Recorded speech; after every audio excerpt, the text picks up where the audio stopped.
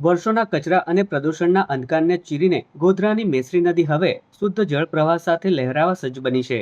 આ યોજના હેઠળ ચાલી રહેલા વ્યાપક સફાઈ અભિયાનથી આ ઐતિહાસિક નદીને નવું જીવન મળી રહ્યું છે।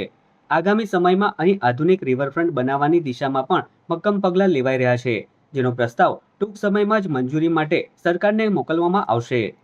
ટૂંક સમયમાં આના ઉપર રિવરફ્રન્ટ જેવો પ્રોજેક્ટ પણ સરકાર અમને મંજૂર કરવા માટેની અપેક્ષા આપી રહ્યા છે।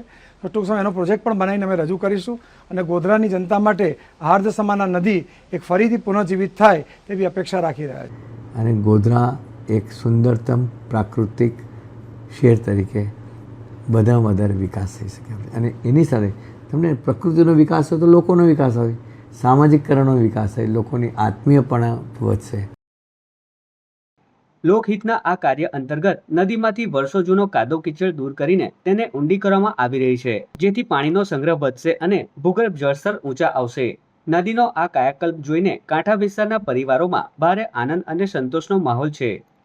મારું ઘેર આ નદીના પટ ઉપર છે અને મને ખૂબ આનંદ થયો છે કે અત્યારે આપણી નદીનું જે આ સાફ સફાઈનું અભિયાન ચાલુ છે એનાથી અમને બહુ ખુશી થઈ છે।